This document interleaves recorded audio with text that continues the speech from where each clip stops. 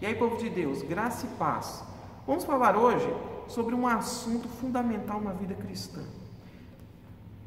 A Bíblia, ela é a palavra de Deus? Nós podemos confiar nesses livros que estão aqui? Ou será que em algum momento isso aqui foi algo politicamente manipulado para chegar às nossas mãos?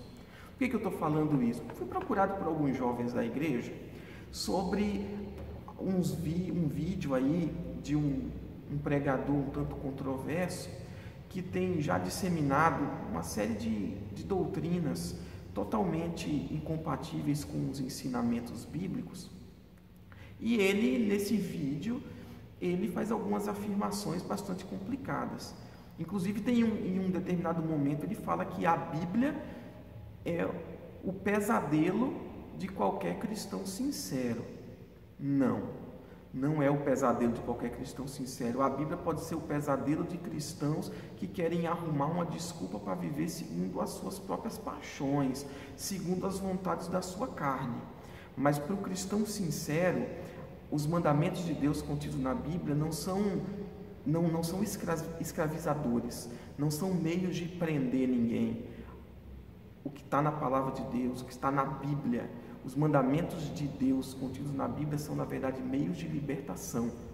Os mandamentos de Deus para o cristão sincero, nascido de novo, são libertadores, porque nos libertam daquilo, das tendências do mundo, das tendências que todo mundo acha que tem que viver daquela maneira, mas nós temos uma regra que nos liberta para vivermos segundo Deus. Mas e as afirmações que os livros que estão na Bíblia foram selecionados no Concílio de Nicéia, que houve uma influência do imperador Constantino para que nós, no meio de mais de 3.000 escritos, selecionasse somente esse, aquilo que não interessava fosse destruído, fosse queimado. Olha, é difícil levar a sério esse tipo de afirmação, porque historicamente se sabe o processo de seleção do cânon. O que é o cânon? Cânon significa regra, é uma palavra grega que significa regra. A seleção do cânon bíblico foi algo muito sério. Os livros se impuseram por si, a autoridade desses livros sempre foram reconhecidas no meio da igreja cristã. O critério para o cânon ser aceito, primeiro, o cânon judaico.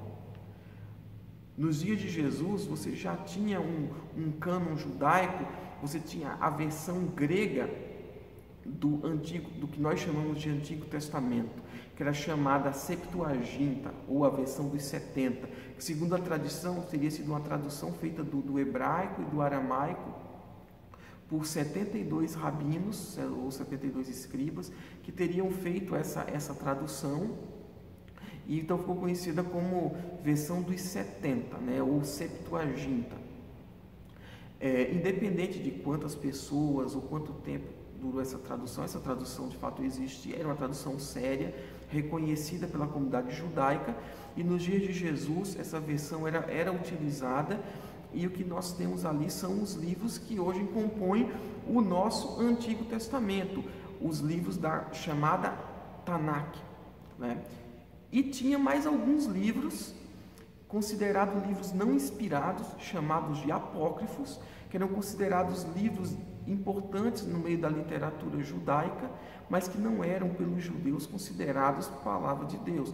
Depois foi incorporado ao cânon, que a Igreja Católica os chamam de deuterocanônicos, ou seja, canonizados em um segundo momento, o segundo cânon, foram assim declarados no Concílio de Trento, no século XVI, como uma reação à reforma protestante, que para os protestantes esses livros eram considerados apócrifos. O que significa apócrifo? Significa livros ocultos, escondidos, que nunca fizeram parte do cânon original, ok? Mas enfim, os nossos 39 escritos do que nós chamamos de Antigo Testamento eram que sempre compuseram a Tanakh. Os livros do Novo Testamento, eles são livros que eram reconhecidos já nas comunidades cristãs. Não tinha essa de ter 3.000 livros considerados como palavra de Deus, considerados como inspirados e que foram suprimidos. Existiam muitos outros escritos, não sei exatamente precisar quantos. Eu tentei até procurar a fonte de onde ele tirou esse número de 3.000 livros e eu, de imediato assim, eu não consegui localizar. O que eu localizei foi de onde ele tirou esse mito de que o Concílio de Nicéia é que no Concílio de Nicéia, por influência de Constantino, né, teria se reduzido e se definido então esse cânon. Isso é um mito que está lá no livro Código da Vinci de Dan Brown. Olha só que fonte mais confiável, né? O Código da Vinci, um livro de ficção do Dan Brown, que trabalha com alguns mitos históricos, né? Hoje em dia a gente usa algumas expressões como lenda urbana para se referir a alguns mitos do nosso mundo aí, e até a expressão fake news, né? Ou seja, que se usa de fake news histórica. O fato é que no século IX existe um documento do século IX que não tem credibilidade histórica nenhuma, chamado Synode Conventum, no qual um autor anônimo resolve fazer um comentário se baseando nos escritos sérios de Eusébio de Cesareia, um historiador eclesiástico, né, da Igreja Antiga, que ele é um historiador sério. Ele pega ali alguns comentários de Eusébio de Cesareia e escreve algumas coisas que ele tirou não sei da onde, coisas que ele acha que eram, e ele faz essa suposição de que no Concílio de Nicéia teria se definido o cânon. O fato é que o Concílio de Nicéia sequer tratou do cânon. O Concílio de Nicéia, que aconteceu no ano 325 depois de Cristo, convocado pelo imperador Constantino, esse concílio tinha um foco de unificar algumas questões administrativas da igreja e principalmente repelir a heresia dos arianos. O foco daquele concílio, o foco teológico daquele concílio era repelir o arianismo, que era uma heresia tinha como seu cerne a negação da divindade de Cristo. Ário era um herege que afirmava que Cristo, na sua condição pré-existente, ou seja, antes dele se fazer carne e habitar entre nós, ele era uma divindade menor criada pelo Pai.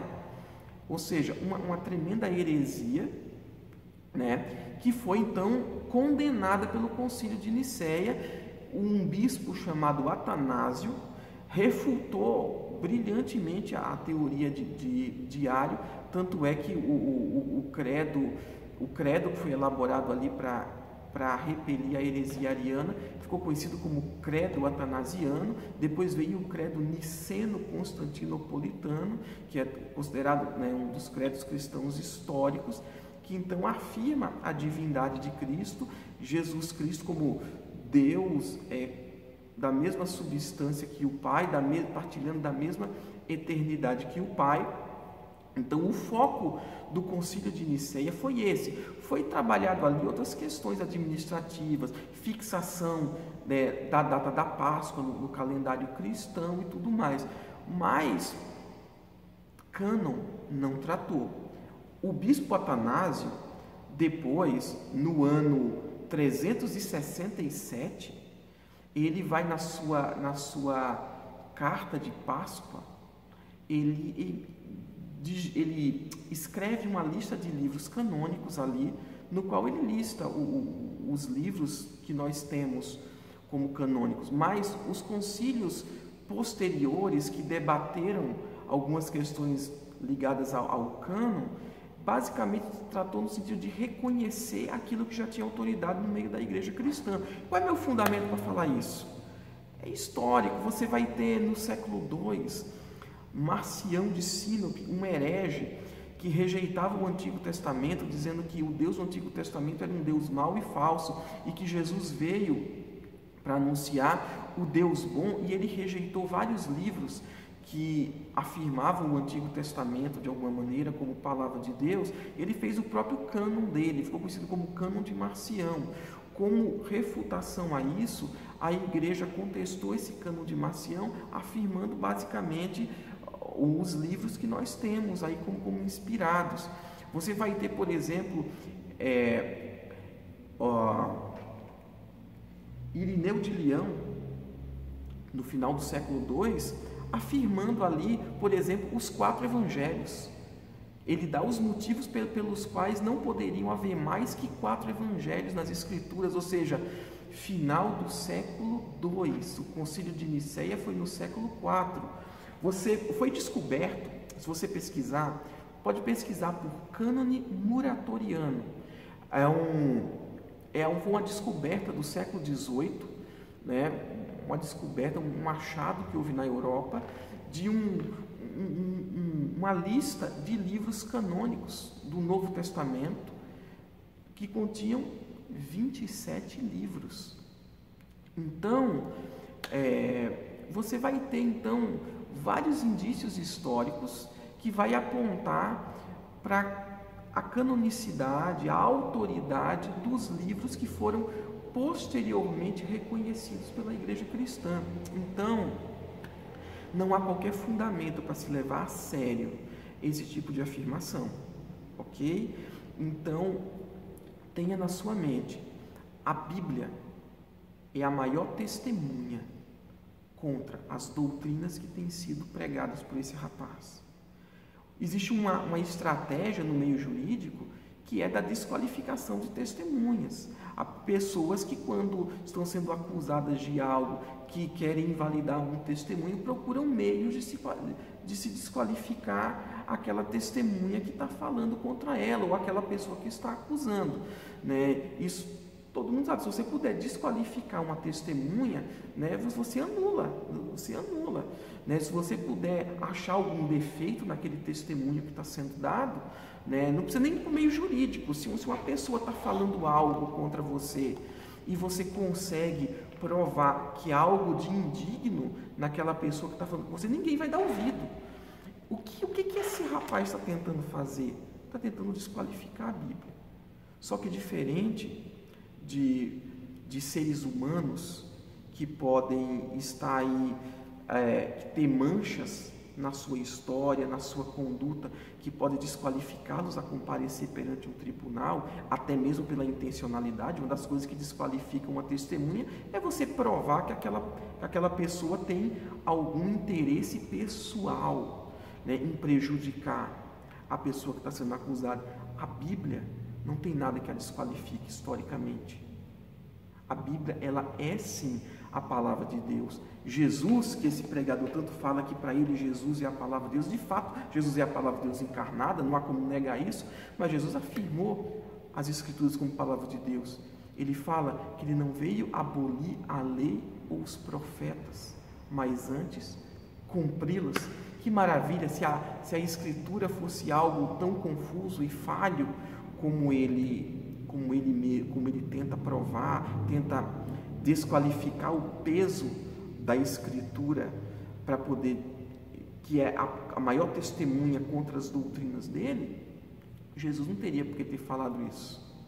Então eu quero que você reflita, que você pense, meu querido, minha querida, leia a Bíblia, confie na Bíblia. A Bíblia foi o livro mais perseguido da história. Tantos governos, tantas autoridades do passado tentaram tirar a Bíblia de circulação, tentaram impedir que a Bíblia circulasse e falharam. Quantas vezes a Escritura, volumes e volumes de pergaminhos foram destruídos?